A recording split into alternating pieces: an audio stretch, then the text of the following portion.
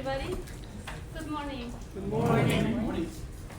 Today we're here taking a cup of coffee with entrepreneurial advisors, and around the United States, there are at the same time we have a lot of people taking a cup of coffee like us.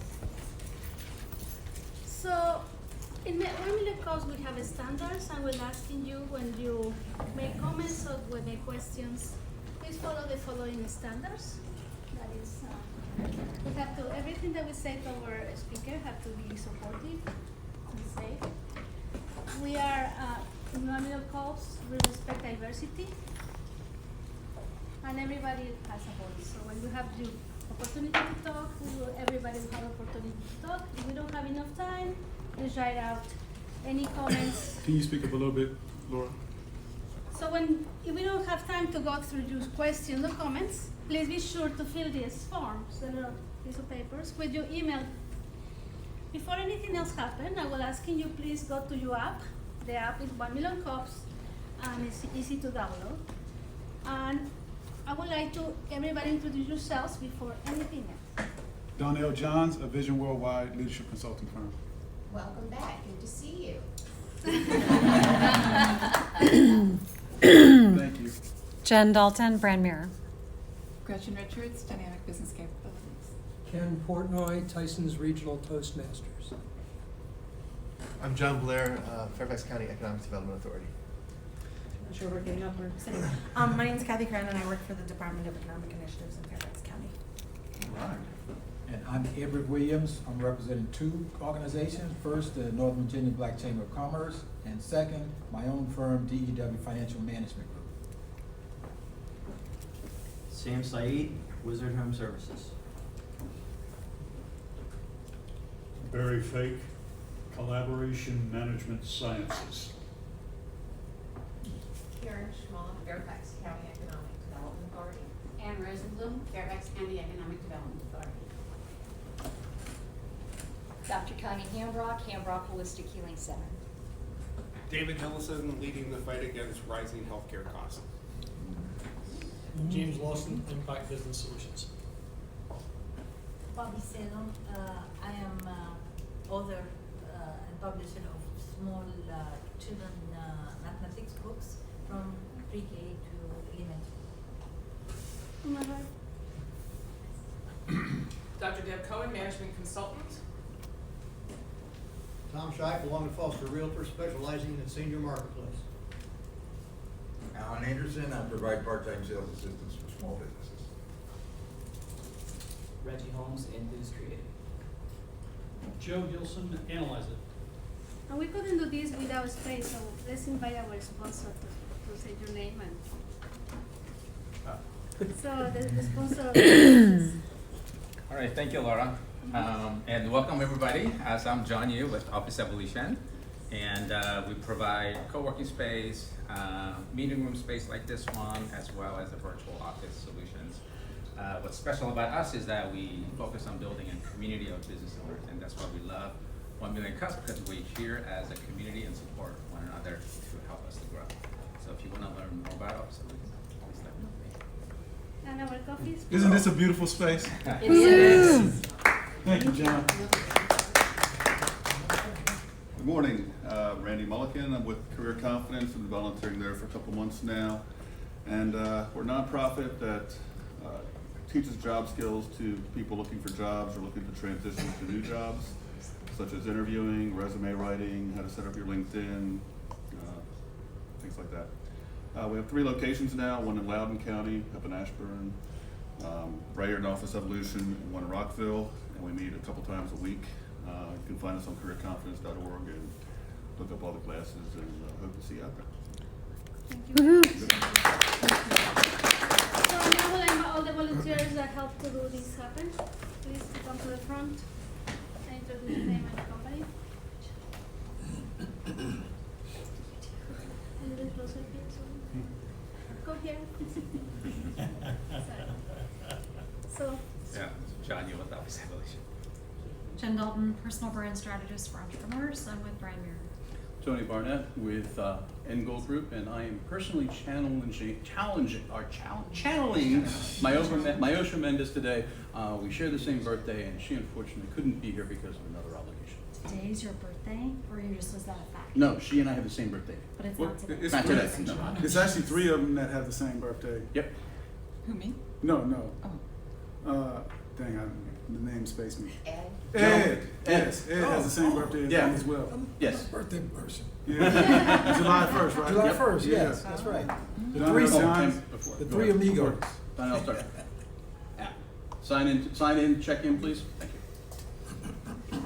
Donnell Johns, Vision Worldwide Leadership Consulting Firm. Russ McIntosh, Vision Idea Design. Laura Drain, Random Was Marketing, and my birthday is September 2nd. So please bring presents. Let me write that down. All right, next week. It's coming out. Coming next week. All right. Cake next week, Russ? Yeah. And don't forget, log into the 1 Million Cups app, please. Right now, there are only a couple of you who've done it. So just a brief agenda. So we will have presentation for 6 minutes. We are going to questions and answers.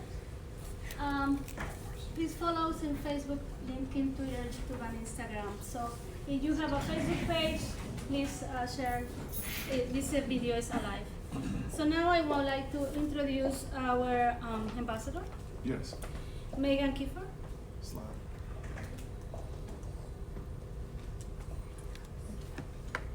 She is, we will talk about Made in Fairfax. Welcome. Morning, thank you. Can you just flip it one more? Yeah. No, just that one. It's just something. The slide I sent you yesterday? I didn't. We don't have it, so. Hang on 1 second. It's okay. We're agile.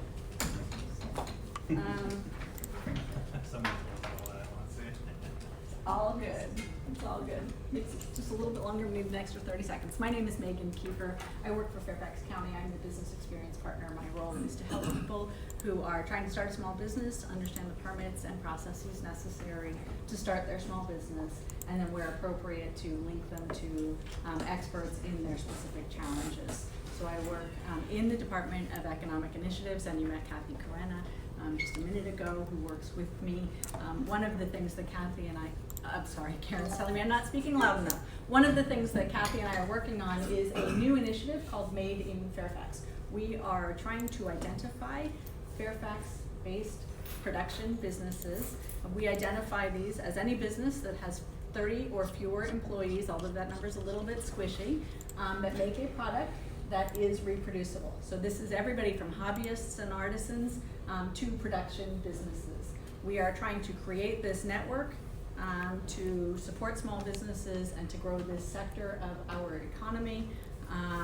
And we've done a lot of background work. I have 2 minutes. I'm not going to go into that, but I'm happy to talk to you about it. And this flyer, which is on both tables, has that information. We hope that you will check it out. My challenge to you, you get a bonus challenge today, is to help us identify makers. We are trying to find those makers to join the network. We think we know what the goals of the network are based on some work that we have done, but obviously whoever joins the network is going to have their own challenges, and our first priority is to meeting those goals. So in creating this Made in Fairfax network, I am digging in every place I can think of to find makers. And I started stalking our presenter on Etsy. Literally sent him a sort of random email saying, hey, I think you're based in Fairfax County and I think you make something really, really super cool. We have this network, we hope you'll join it. And that's how I met Spiros and Vigil Mavronis, and they are here to talk about their product, Fire Refined, and to present a challenge to you. So thank you very much. Our email address is madeinfairfax@fairfaxcounty.gov. It's on this flyer. Please take it with you. I'm happy to hear any ideas that you have or any networks that we can tap to find our makers. Thank you very much. Thank you. Now I want to introduce this couple that are amazing, Vigil and Spiros. Hello, everybody. My name is Spiros Mavronis. I graduated from the University of Scranton in 2010 with a bachelor's degree in criminal justice. A little louder. Sorry. Been in law enforcement. I'm a federal police officer. For the last 10 years, been in law enforcement between federal policing and probation.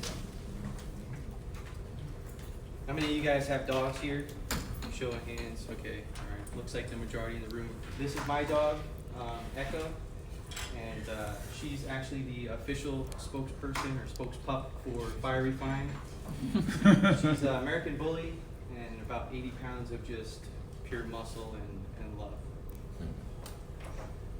Some of you guys are thinking right now, where is he going with this? And I'm sure you we'll get to that. So who we are and what do we do? We were established in November of 2018, so we're a brand new business. We started with doing signs, home decor, things like that. It was just something that me and my wife wanted to kind of get our feet wet. Still holding down full-time jobs, so we just kind of went in there and started selling these signs online. Since it was by Christmas time, the one that was really popular was the stockings were hung sign that you see down there in the bottom. It's basically a stocking holder. So once that started to slow down, I actually made my dog a custom bed for her. I posted it online, and I had somebody contact me and show me a picture of a dog kennel and say, hey, can you make this? And so that kind of started doing the bigger projects and with dog kennels. So with a little bit of duct tape, some hammer and nails and stuff, this is actually what turned out from that picture. This is what I replicated. That was the first one I made, and so that kind of started the sales for kennels. So we since have moved out of the home decor business with making signs, and we're solely focused on this right now, which is kind of blowing at proportion for us.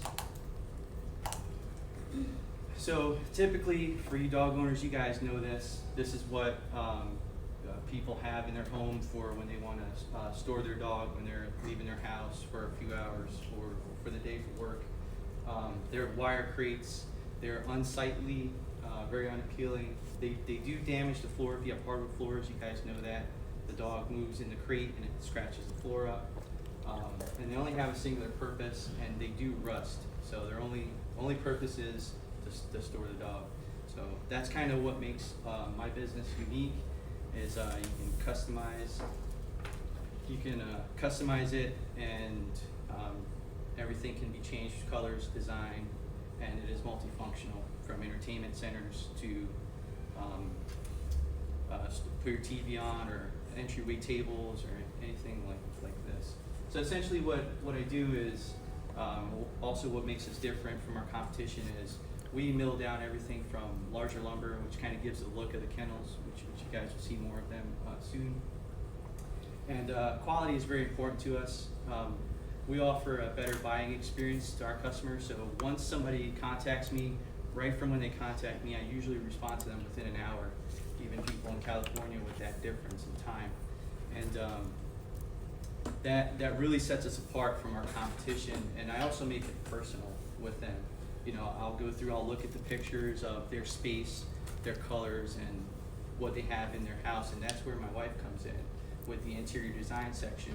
She'll be able to tell them, okay, look, we can do this or that, and maybe an entertainment space, colors and design. So, and also we want their dogs to be comfortable. So these are some of the designs that you see here that just from talking to a customer over the phone, getting what their needs are and what they want into actual product. So you've got the entertainment center. This one is a shorter one. You can sit on it if you wanted to, but and then that one's a taller one. That one actually has a loft on the top.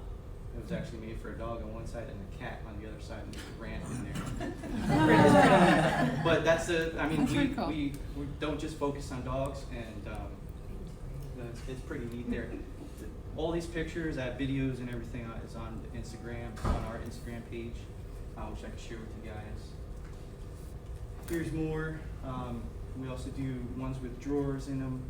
So like I said, everything's completely customizable, and just giving your dog or cat or in some cases, I'm doing one right now for somebody that has a bunny. So all animals, maybe children, I don't know. So just kidding. All right. But these are the two that are in progress. Like I said, I'm working on the one on the right side there. Oh. That's for a bunny. It has a shelving space, and it has an entertainment section on the top for your cable box and things like that. And then the right one just has, it's pretty much done. But when I say we customize, I mean we do sliding barn doors, we can do butcher block countertops. I mean, it's real quality pieces that we're striving to send to our customers. So our marketing strategy and growth essentially is just one word, it's just care. So we're not doing this so that it pays the bills.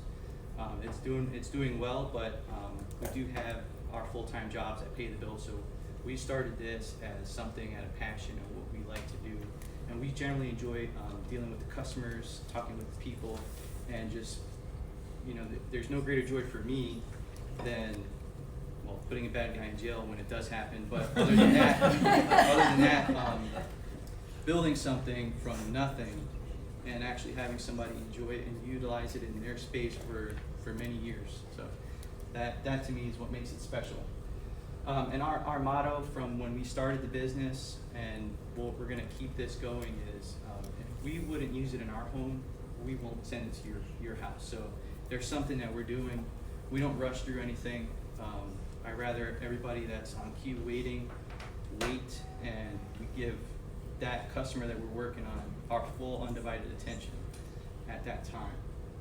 And we treat our customers like family, the ones that we like, right? The family members that we enjoy being around. So we treat them like family. And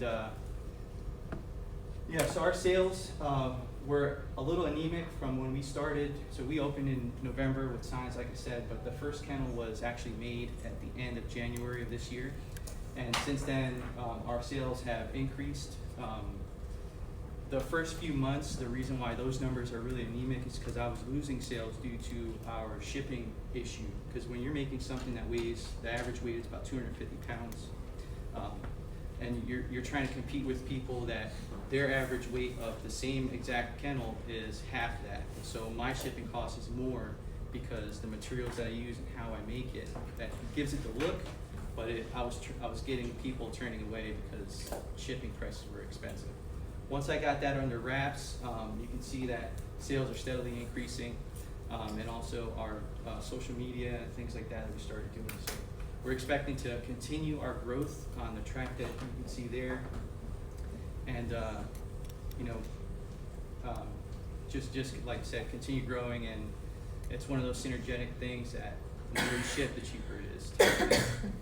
So we do ship all over the U.S. I've shipped as far as California, Washington State. We sent kennels out to Texas, Ohio. So far we've made 24 roughly of them. And you can see that we have about 42 sales. So right now we're sitting on about 20 of them.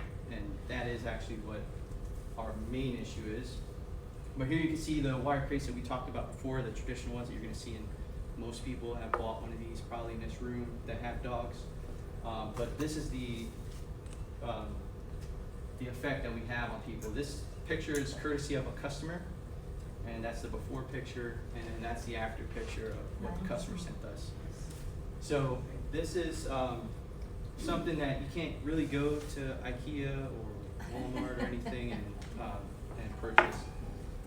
This is one thing that I came up with the design with the customer, talking to them. They have two Great Danes, but what makes this unique really is you can see the first picture doesn't have the dogs in it.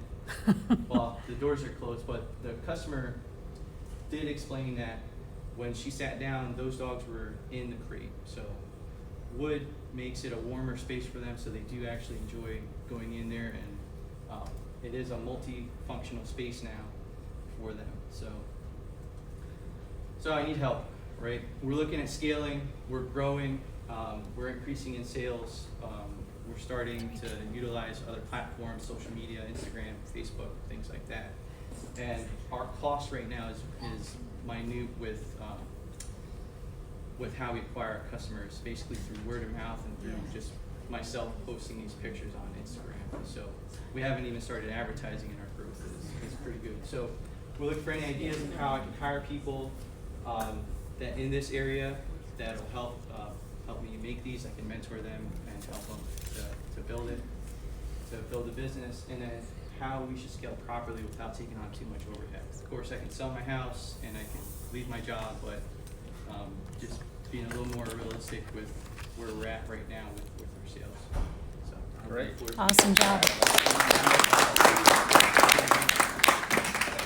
So I will be moderating next segment of our meeting today. Just the general rule is let's make your feedback and comments respectful and be productive for our conversation. And so I'm going to just point your hand if you have a questions. And also we have these index cards in front of you. If you can write down your name, phone number, contact information, and those feedback and comments that we're going to be collecting at the end of the meeting for provided to you. So let's start with from this way, and then we'll work way backwards. Let's start with. So what is your margin per unit? So what is your clearing per unit that you don't have, just a range? So typically, each one takes about 7 to 10 days to make. The profit margin is about $1,400, give or take, between $1,400 to $2,000, depending on the features and what the customer wants. And how many? You're saying it takes about 7 to 10 days for each unit. That's hours? with me. That's with me right now, because I am still working a full-time job, so it does take me 7 to 10 days. But typically, hour per hour, it's about between 20 and 40 hours of time that's put into each piece.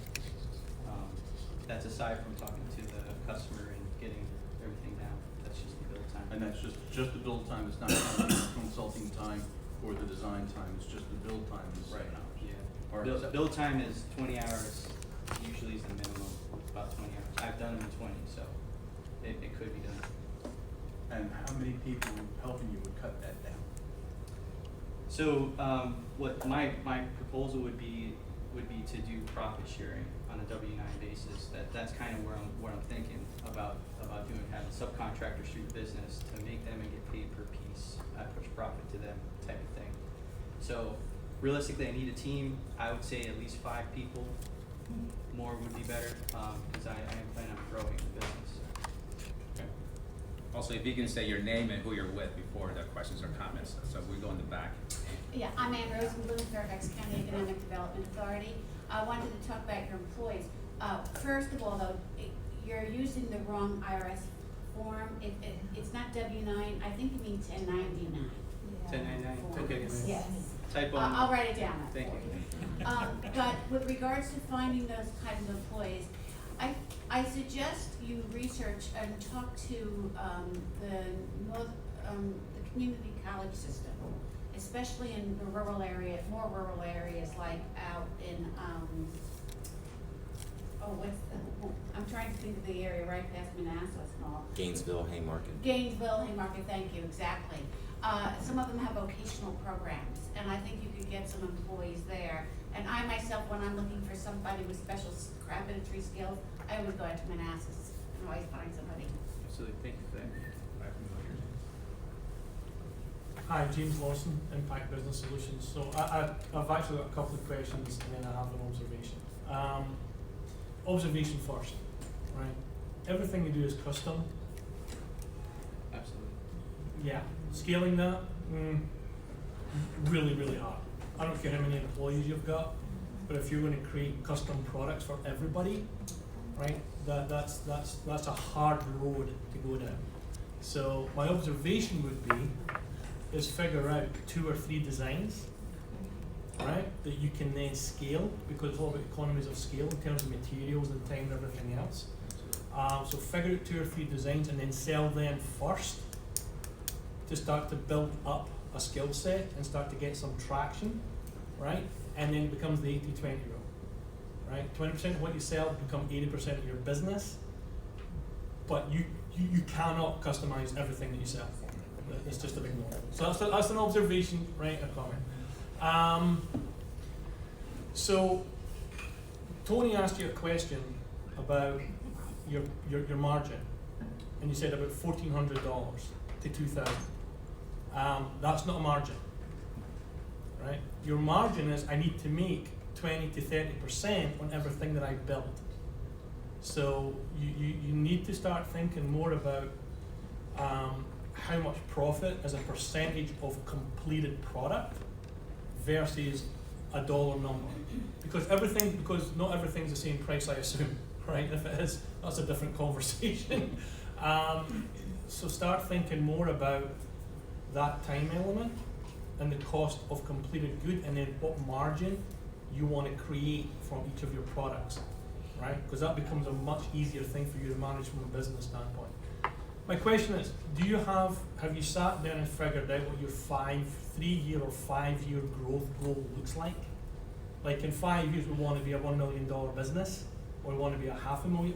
I'm guessing that you guys are presumably going to, at some point, maybe give up your full-time and do this as a full-time business. Right, yes. Is that right? That's the goal. So the question becomes, have you got a number in mind? Do you know what you need to get to in order for you guys to be able to move away from your jobs?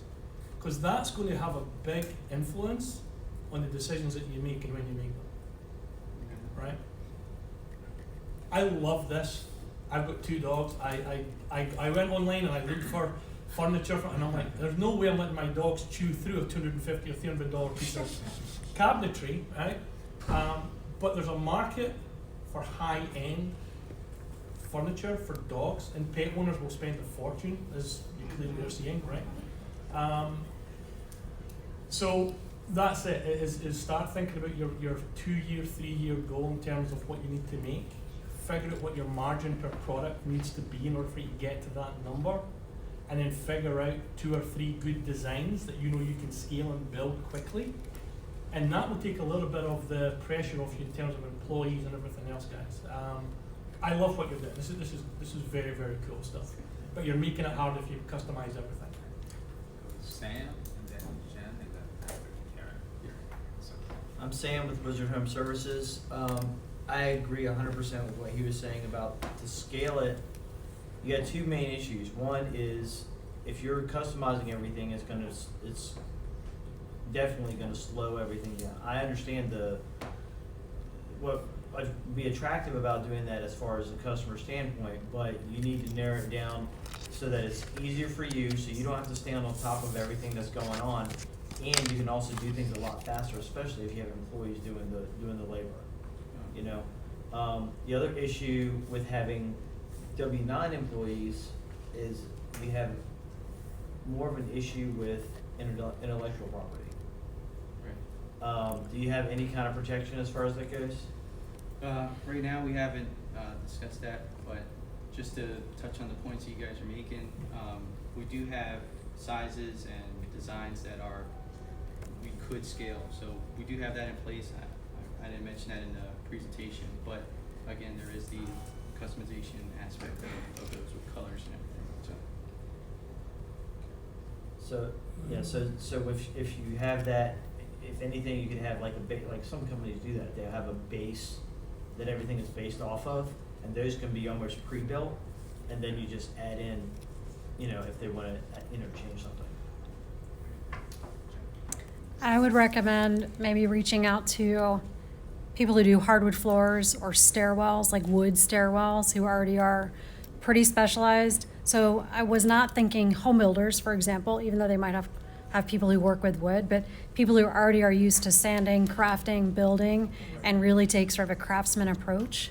I definitely agree with community college and stuff, but I would imagine there are people who do floors, stairs, who have capacity, where if they have availability, maybe there's a way that you can partner that way.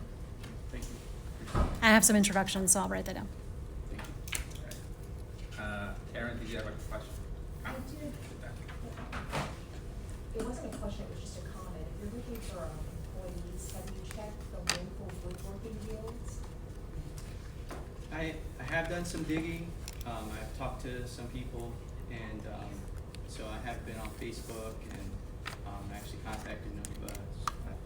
I've been doing some stuff, but in this area, it's really difficult to find somebody that is able to mimic the work that I'm providing. So that's the only issue. Thank you, though. Hi, my name is Bobby. I listened to your presentation and it was a very impressive presentation. You did a great job there. What I would suggest for you to follow up and develop your connections is connect with the vet hospitals where you can put a demonstration sample there in the vet at no charge to the place, and offer an incentive, like if your client will buy this, I'll give them 10% off, and that store will get 10%. I mean, you can always adjust the price to fit your need. But I think that would be a great thing, because for people who go into a vet, they bring the pet to see the doctor, and they look at this, it might, strike a chord. All right, thank you for that. That's good. Thank you. I'm Deb Cohen, management consultant specializing in HR, so I want to speak about the employee side of things, not where to find them, but some things that you're going to want to think about for even a 1099 employee, and that is, you probably want to have some sort of a letter of agreement that spells out certain things like non-compete, that somebody will not go ahead and do what they're doing for you. You also probably want to think about compensation, how you're paying them. Whether it's an hourly wage or a per piece, you might even think of some sort of an incentive system, that as you grow, that there has to be certain quality, but also there's a workplace safety kind of issue. If they're working on a workshop that's on your property, you want to make sure that you obviously have the proper insurance, but also that your letter of agreement spells out, well, what happens if I, smash my hand or, whatever, just to have that protection for you in terms of those kinds of things. Thank you. Do you have a written business plan? I do not have a written business plan. I'm a simple guy. I would like to suggest that a business plan might not necessarily be exactly what you need, but the process of developing a business plan requires you to think through lots and lots and lots of different kinds of issues, and planning your scaling over the 5-year time frame. So just put in a big plug. There are software packages of various scales and complexity that can help you, but it's in framing the questions